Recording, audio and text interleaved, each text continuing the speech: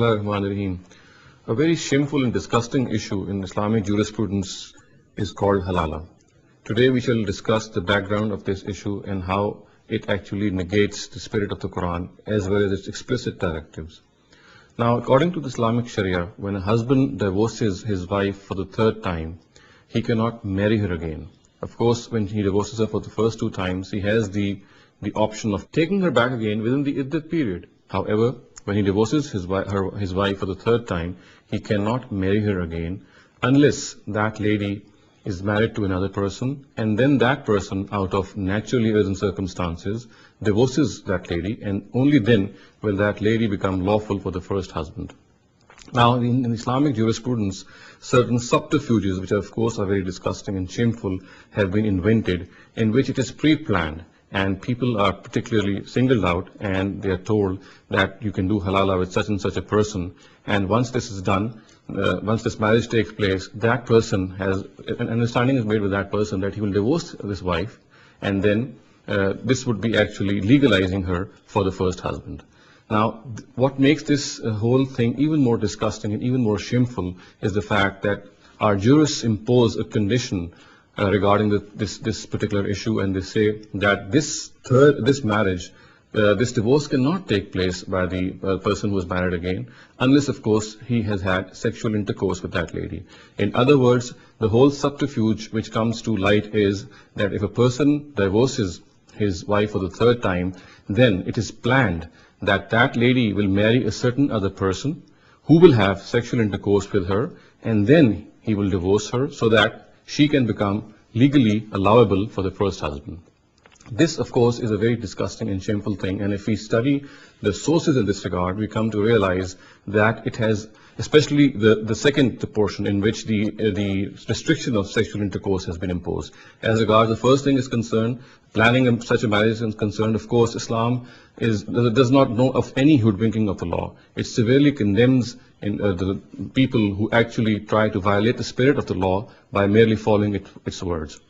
Now, as far as the second condition is concerned, in which it is made essential and incumbent that the husband, the person who shall marry, that lady shall marry after being divorced from the first person, must have sexual intercourse with her, is actually based on an erroneous conclusion made on the basis of certain words said by the Prophet.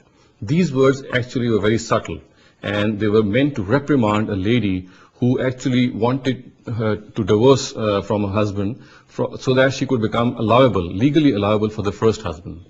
She came to the Prophet and said that she wants divorce on the grounds that her husband is sexually impotent and he cannot copulate with her, and on these grounds she demanded divorce, and on this basis, of course, then she would become legalized for the first husband.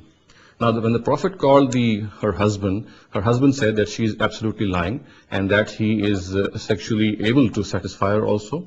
Now, when the Prophet saw the situation, he actually reprimanded that lady in a very subtle voice, in a very subtle tone, in a very subtle manner, and he actually said that she can only marry the first husband unless and until she is actually able to taste her present husband, which of course, in her own opinion, she cannot, since she thinks that he is sexually impotent. So the issue of the fact is that the Prophet was actually reprimanding her and telling her that you cannot go back to the first husband. In actual matter of fact, his whole sentence only meant to convey this fact that she will not be able to go to the first husband because the basis on which she was demanding the divorce was unfounded, and the fact that her husband was absolutely not sexually impotent, as she said. And since the words said by the Prophet were that you can only now go back to your first husband when you are able to taste the present husband, which of course was impossible because in the opinion of that particular lady, he was sexually impotent. So I now read out that narrative before you so that the words become even more clear, and words which were said in a very subtle tone and in order to reprimand that lady were unfortunately be understood as if they were imposing a condition. This narrative has been recorded in Bukhari, and I'll just read out the translation to you. It says that Ikrimah narrates that Rafa divorced his wife. Thereafter she married Abdurrahman ibn Zubair Kurzi. Aisha says that she came to her wearing a green cloak and complained of her husband and showed Aisha her bruises. Women do help one another, so when the Prophet came by, Aisha said, I have only seen Muslim women being treated in such a way. Her skin is greener than her cloak. Ikramah says that when her husband came to know that she had complained to the Prophet, he also came over to the Prophet along with his two sons from his wife. Upon seeing her husband, she got hold of the end of her cloak, letting it hang from her head, and remarked, my only complaint is that whatever he has is no more than this soft cloth. At this, Abdurrahman said, O Prophet of Allah, she has told a lie. I am very strong and can satisfy her. The truth of the matter is that she is disobedient and wants to go back to Rafah. When the Prophet heard this, he said, if this is the case, then you shall not be permissible for Rafah unless Abdurrahman tastes you. Then upon seeing the sons of Abdurrahman, the Prophet remarked, are these your sons? When he replied in the affirmative, the Prophet said, do you tell such lies, O Abdurrahman's wife? By God, these young boys resemble Abdurrahman more than the crow resembles another crow. So it is absolutely evident from this narrative that the lady was lying regarding her husband's ability to copulate with her, and she actually wanted to go back to her husband by telling this lie. So the Prophet reprimanded her in very subtle words and said, now you can only go back after tasting your husband, which of course in her opinion she would not be able to do so because she thought that he was sexually impotent. And this was actually a statement of impossibility, or in the words in technical terms, which you can call it istihala, something which is impossible on the part of someone to do.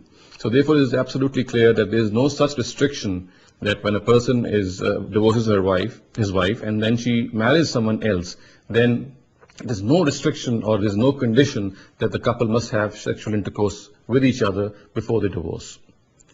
أقول قولي هذا واستغفر الله لي ولكم ولسائر المسلمين والمسلمات.